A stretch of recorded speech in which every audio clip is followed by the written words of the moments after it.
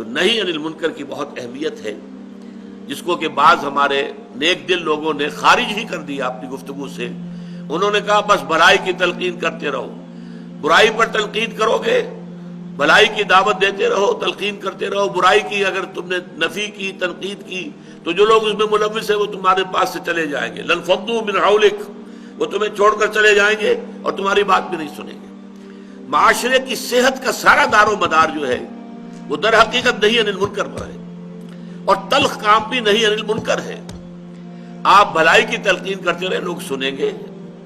آپ کو ہو سکتا ہے کہ پھولوں کی بوچھاڑ کرے، آپ کو ہار پہنائے، اچھا واز کہا ہے، بہت عمدہ واز کہا ہے، لیکن آپ ذرا ان پر تنقید کیجئے۔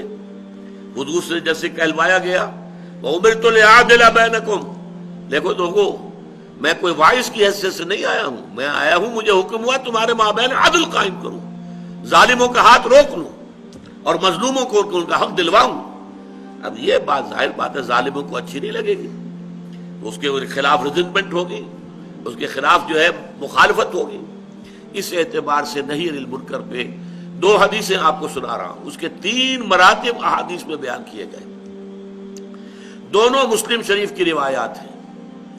ایک کے راوی حضرت ابو سعید خدری رضی اللہ تعالی عنہ ہے، وہ فرماتے سمعت رسول اللہ صلی اللہ علیہ وسلم یقول، میں نے سنا اللہ کے رسول کو یہ فرماتے ہوئے صلی اللہ علیہ وسلم، من رأى منکم منکرا فلیغیرہ بیدہ، جو بھی تم میں سے کسی منکر کو، کسی بدی کو دیکھے، کسی برائی کو دیکھے، اس کا فرض ہے اس کو اپنے ہاتھ سے طاقت سے روک دے، بدل دے۔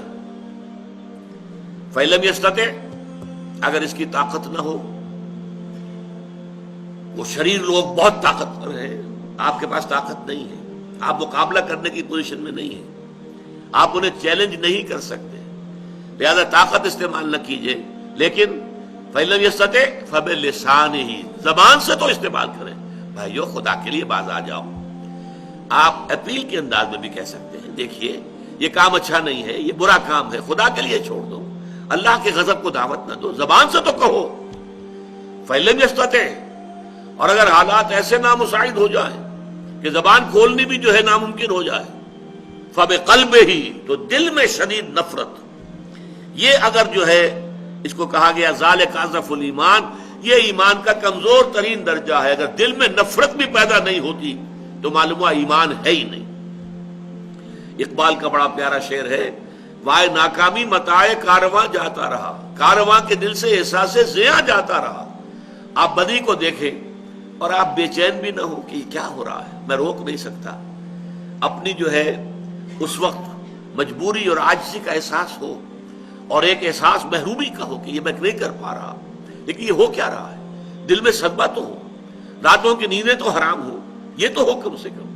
اگر آپ کا کوئی بچہ بیمار ہے، آپ نے ڈاکٹری علاج کرا لیا، حکیمی کرا لیا، اور ٹونے ٹوٹ کے کرا لیا، ٹھیک نہیں ہو رہا، آپ کو معلوم ہے nothing can be done، لیکن بچہ اگر درد سے تڑپ رہا ہے تو کیا آپ سو جائیں گے پاؤں پھیلا کر کہ بھائی کچھ نہیں کر سکتا، میں کیا کروں، میں تو سوتا ہوں؟ نہیں، یہ نہیں ہوگا۔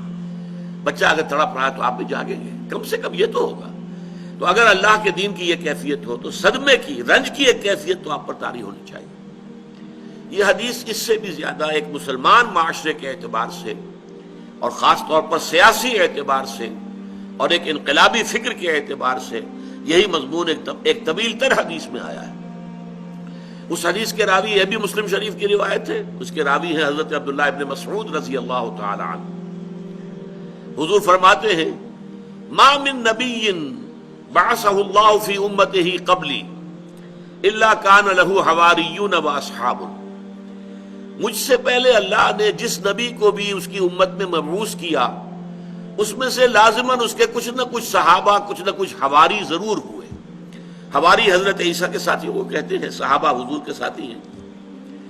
یہ حواری اور صحابہ کیا کرتے تھے؟ یاخذون بسنتہ، اپنے نبی، اپنے رسول کی سنت کو مضبوطی سے تھام لیتے تھے، ویقتدون بامرہ، اور اسی کے حکم کے مطابق پیروی کرتے تھے۔ ثم انہا تخلق من بعدہم خلوف، پھر ہمیشہ ایسا ہوتا رہا کہ بعد میں ایسے ناخلف لوگ آ گئے۔ ناخلف وہ کیا کرتے تھے؟ یقولون ما لا یفعلون ویفعلون ما لا یؤمرون، وہ کہتے وہ تھے جو کرتے نہیں تھے، اور کرتے وہ تھے جس کا حکم نہیں ہوا۔ بدعات، نئی نئی رسومات، نئے نئے جلوس، نئے نئے طریقے اختیار کیے جا رہے ہیں محبت رسول کا اظہار کرنے کے لیے، اور اطاعت رسول نہیں ہو رہی، اتباع رسول نہیں ہو رہا۔ تو یفعلون ما لا یؤمرون ویفعلون ما لا یؤمرون ویقولون ما لا یفعلون۔ کہتے وہ تھے اللہ کی محبت کا دعویٰ، رسول کی محبت کا دعویٰ، لیکن یہ ہے کہ عمل میں کچھ نہیں، اور عمل میں اس کے برعکس بدعات، نئی نئی رسومات۔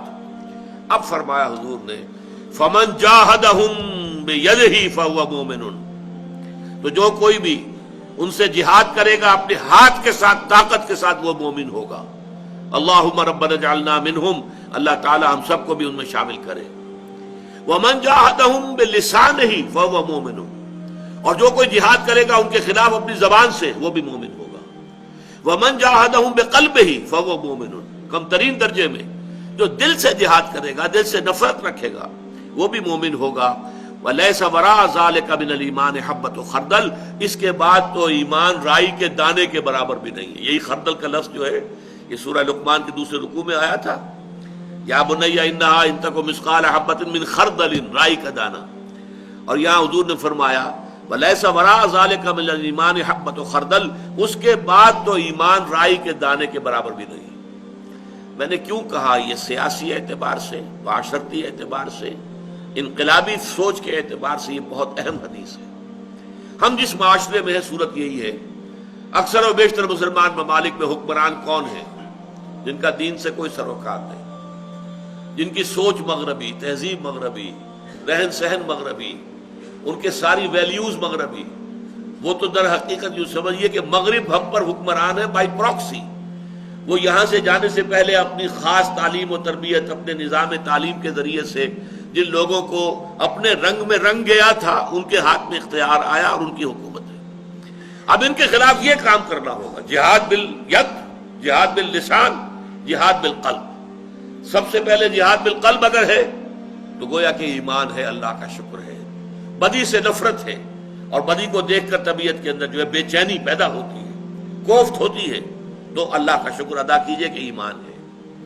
اب جہاد باللسان شروع کیجئے، مل جل کر کوشش کیجئے کہ لوگوں کو کہیں کہ یہ غلط کام مت کرو، حکومت سے بھی کہیں، جو ذرائع ابلاغ ہے ان کو استعمال کریں کہ اللہ کے لیے باز آ جاؤ، اللہ کے احکام پر چلو، یہ سود جو ہے حرام ہے، اس کے اوپر سارا بینکنگ نظام چل رہا ہے، اسے ختم کرو۔ ہر طرح سے یہ فحاشی اور یہ عریانی اور بے پردگی یہ اسلام کے خلاف ہے، اس کو ختم کرو، زبان سے کہیں۔ یہ ہے جہاد باللسان۔